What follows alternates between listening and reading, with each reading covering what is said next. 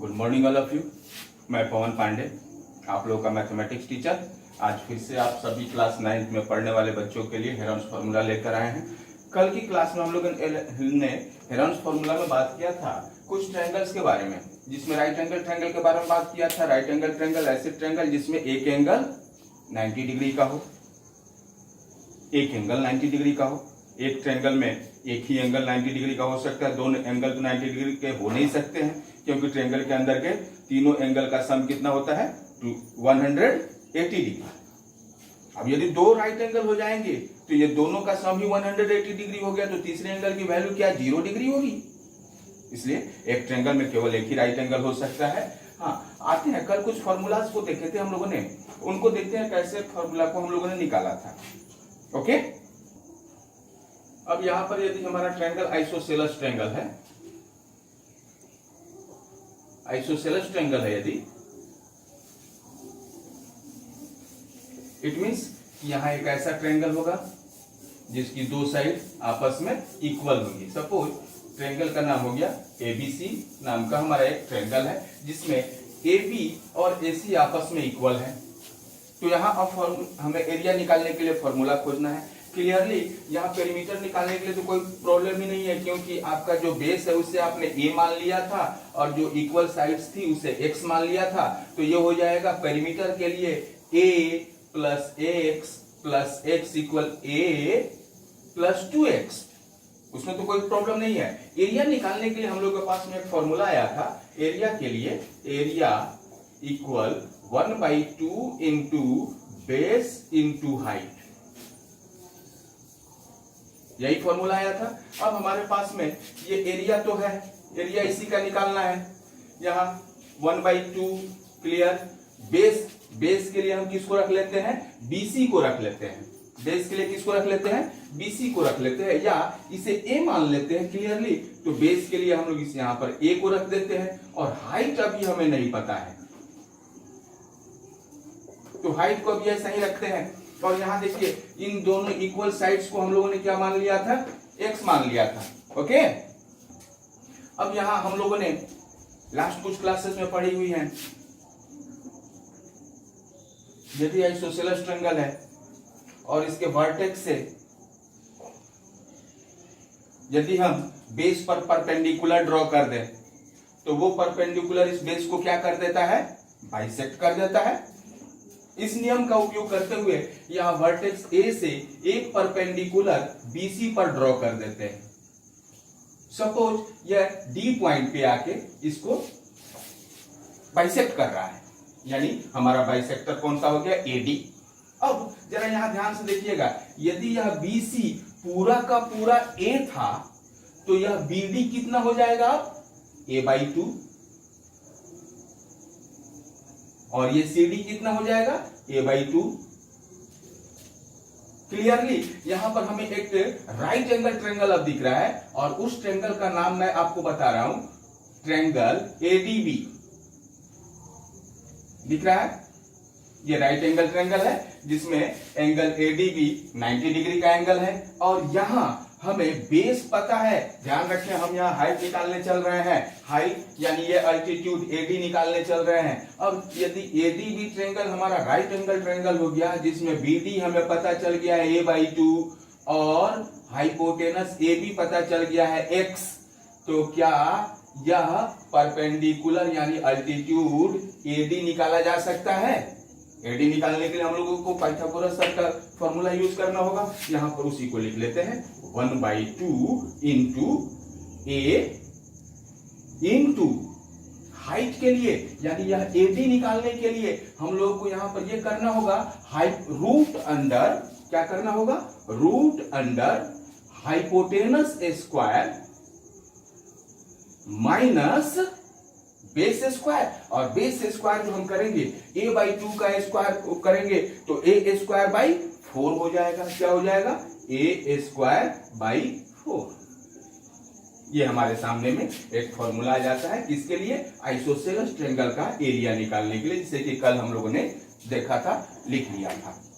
इसको ध्यान से देख लेंगे और आगे अपना काम करते रहेंगे। आते हैं हम लोग इक्विलैटरल ट्रायंगल की तरफ। बोर्ड क्लीन करते हैं पहले।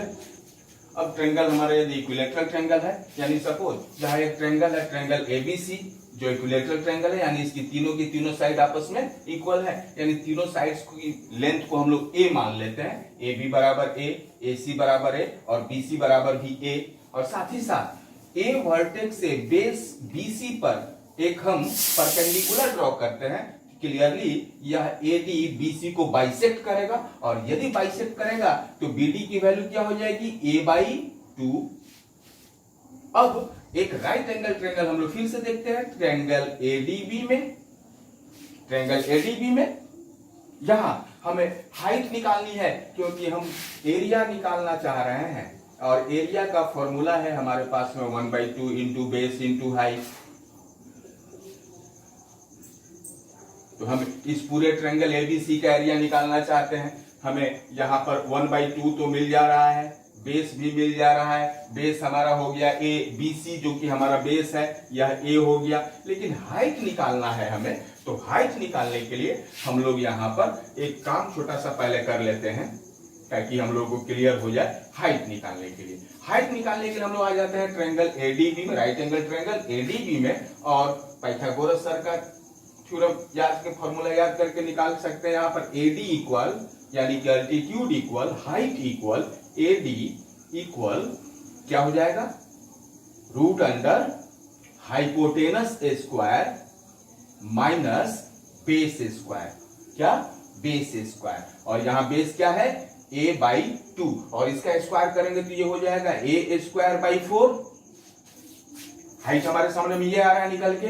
जब इसको हम लोग सॉल्व करते हैं तो ये हो जाएगा रूट अंडर, और इसका यदि एलसीएम ले तो ये 4 हो जाएगा, यहां हो जाएगा 4a² माइनस a² इक्वल्स ये हो जाएगा रूट अंडर 3a²/4।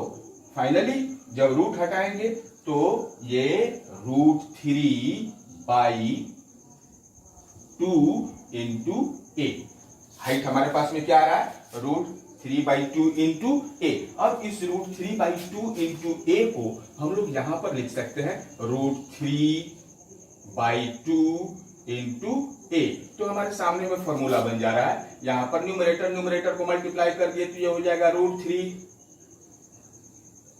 डिनोमिनेटर को मल्टीप्लाई किए तो 2 इंटू 2 इक्वल 4, और ये a और a मल्टीप्लाई होके क्या हो जाएंगे a²। यानी इक्विलैटरल ट्रायंगल के लिए यदि एरिया निकालनी होगी तो उसके लिए फॉर्मूला हो जाएगा √3/4 इंटू a², और यदि अल्टीट्यूड निकालनी है, हाइट निकालनी है, तो उसके लिए फॉर्मूला हो जाएगी √3/2 इंटू a।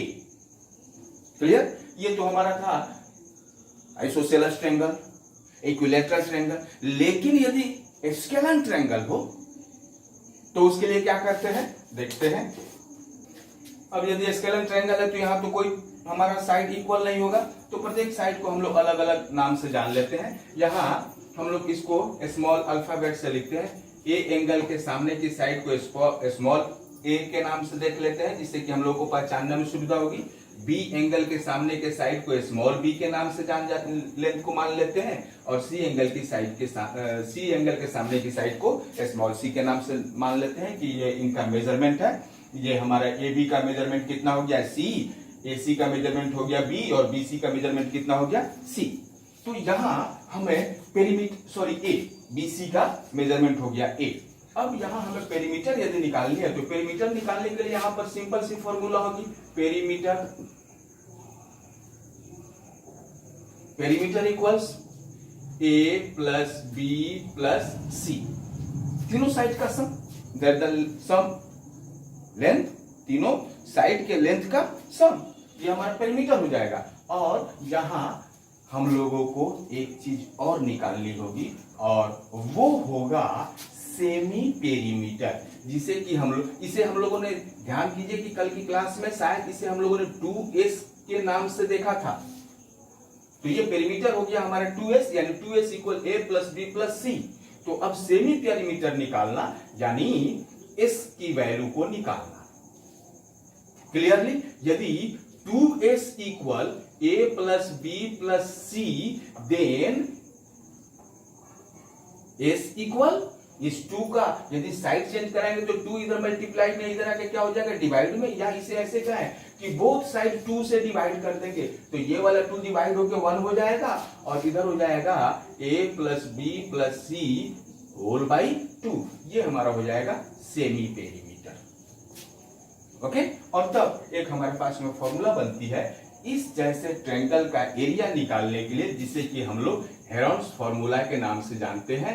और यह फॉर्मूला केवल स्केलर ट्रायंगल पर ही नहीं, किसी भी ट्रायंगल पर आप यूज कर सकते हैं। यहाँ हम लोग ने देखा था 1/2 इंटू बेस इंटू हाइट जो फॉर्मूला था वो केवल ऐसे ट्रायंगल पर यूज कर सकते हैं जहां बेस दिया गया हो और हाइट दिया गया हो, पता हो, अल्टीट्यूड पता हो।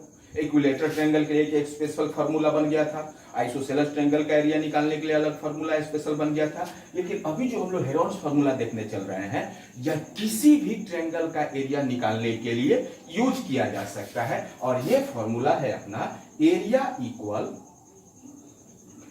Root under S into S minus A into S minus B into S minus C. जहां एस हमारा सेमी पेरीमीटर को आप पहले निकाल लीजिएगा। और एस माइनस ए कहने का मतलब यह है कि इस सेमी पेरीमीटर में से फर्स्ट साइड को सबट्रैक्ट करके लिखेंगे। एस माइनस बी कहने का मतलब यह है कि इसी सेमी पेरीमीटर में से सेकेंड साइड को भी सबट्रैक्ट करके लिखेंगे। और एस माइनस सी कहने का मतलब है कि सेमी पेरीमीटर में से ही थर्ड साइड को भी सबट्रैक्ट करके लिखेंगे। ओके, आइए चलिए इस पर आधारित एक क्वेश्चन सॉल्व कर लेते हैं जिससे कि हमें क्वेश्चन फॉर्मूला आसानी से समझ में आ जाए। क्वेश्चन एक आ रहा है जो कि आपके एनसीईआरटी बुक का सॉल्व्ड एग्जांपल है, फर्स्ट सॉल्व्ड एग्जांपल है। वो है find the area of a triangle. इस ट्रायंगल का एरिया निकालना है, two sides of which are 8 centimetre and 11 centimetre. इसके दो साइड्स के बारे में बताया गया, एक साइड हो गया 8 सेंटीमीटर, दूसरा साइड हो गया 11 centimetre. And the perimeter is 32 centimetre. और इसका पेरीमीटर जो है वो कितना है, 32 सेंटीमीटर है। क्लियरली यहाँ पर तीसरे साइड के बारे में कुछ नहीं बताया जा रहा है, लेकिन पेरीमीटर के बारे में बताया जा रहा है। तो यदि पेरीमीटर के बारे में आपको बताया जा रहा है यहाँ सॉल्यूशन में, तो पेरीमीटर का फॉर्मूला लिख लीजिए, क्योंकि आपको पहले तीसरा साइड निकालना होगा। हेरोन्स फॉर्मूला में तीनों साइड का होना जरूरी है, तीनों साइड की मेजरमेंट का पता चलना जरूरी है। तो यहाँ पर पेरीमीटर का फॉर्मूला लिखिए, पेरीमीटर इक्वल, आपसे बात किया गया था यहाँ इस टाइप के ट्रायंगल में पेरीमीटर का फॉर्मूला हो जाएगा a प्लस बी प्लस सी, यानी a प्लस बी प्लस सी। यहाँ पेरीमीटर की जगह पर 32 सेंटीमीटर को रख दीजिए, a की जगह पर फर्स्ट साइड को रख दीजिए 8 सेंटीमीटर, प्लस b की जगह पर सेकेंड साइड के मेजरमेंट को रख दीजिए 11 सेंटीमीटर। और c की वैल्यू को निकालना है, इसलिए c को एज इट इज छोड़ दीजिए। जैसे आ जाते हैं, यहां हो जाएगा ये 32 centimetre equal 11 plus 8 19 centimetre plus C को यहीं छोड़ दीजिए और 19 सेंटीमीटर को उठाकर साइड चेंज करा दीजिए। तो ये 19 सेंटीमीटर 32 सेंटीमीटर में से क्या हो जाएगा, सबट्रैक्ट हो जाएगा। यानी ये बन जाएगा C equal 32 centimetre minus 19 centimetre. 32 centimetre में से 19 सेंटीमीटर अब सबट्रैक्ट करना है, तो हमारे सामने में आ जाएगा, इसलिए C इक्वल 13 सेंटीमीटर। ओके, फिर थर्ड साइड की वैल्यू आ गई 13 सेंटीमीटर, C की वैल्यू हमारे पास में आ गई है। यहाँ इसको नोट कर देते हैं और अभी बोर्ड को इरेज करेंगे, जब जगह बन जाए तो इसका एरिया निकालने के लिए आज रखेंगे। पेरीमीटर हमारे सामने में निकला हुआ पहले से, तो हमें अब केवल क्या निकालना है, सेमी पेरीमीटर निकालना है। सेमी पेरीमीटर यानी 2 से उसे डिवाइड कर देना है और उसके बाद तीनों साइड्स को आपस में सबट्रैक्ट करते रहना है। पेरीमीटर यानी कि 2s इक्वल 32 सेंटीमीटर, तो s equal clearly 16 centimetre and s minus a equal s minus a यानी फर्स्ट साइड 16 सेंटीमीटर में से 8 सेंटीमीटर आपने सबट्रैक्ट कर लिया, क्या हो जाएगा 8 सेंटीमीटर। यस और नो, क्योंकि यहां पर a की वैल्यू है 8 सेंटीमीटर, b की वैल्यू है 11 सेंटीमीटर और c की वैल्यू है 13 सेंटीमीटर। तो अब s माइनस b इक्वल 16 में से 11, 16 में से 11 को सबट्रैक्ट कर लें, क्या हो जाएगा हमारे पास में 5 सेंटीमीटर। वैसे ही s माइनस सी निकाल ले, s माइनस सी इक्वल 16 में से 13 को सब्ट्रैक्ट कर लेंगे 3 सेंटीमीटर। हमारे पास में सारे अपने जो हमारे फैक्टर्स होने चाहिए वो सब हमको मिल गए हैं। तो अब एरिया निकाल लेते हैं। एरिया हो जाएगा area equal root under S into S minus A into S minus B into S minus सी।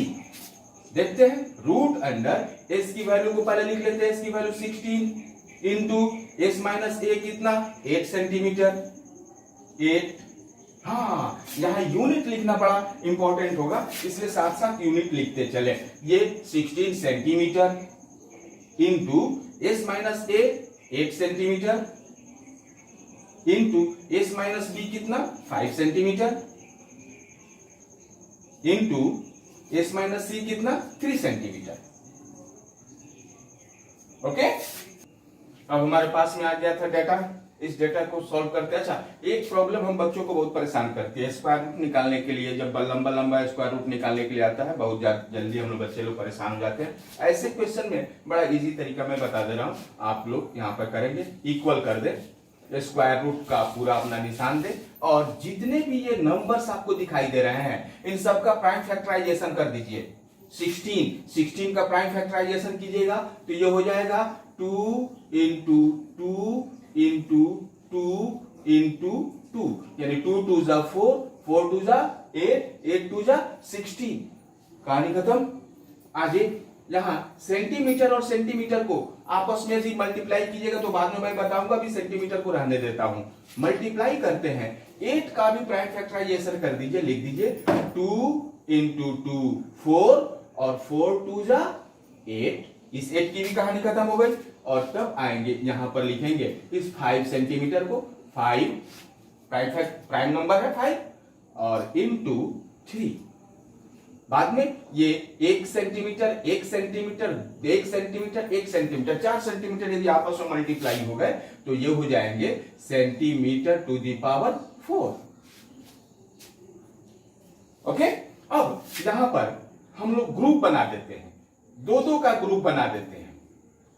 जितना दो दो का ग्रुप बनता है उसे बना लेते हैं और लिखते हैं यहां पर, इसे लिख देते हैं 2a square into 2a square into 2a square into, अब ये तो अलग अलग है तो इनको एक साथ लिख देते हैं 2 5 जा 10, 10 इंटू 3 क्या 30 और ये सेंटीमीटर। अच्छा, सेंटीमीटर टू दी पावर 4 को यदि हम स्क्वायर रूट से बाहर निकालेंगे तो ये हो जाएगा सेंटीमीटर स्क्वायर।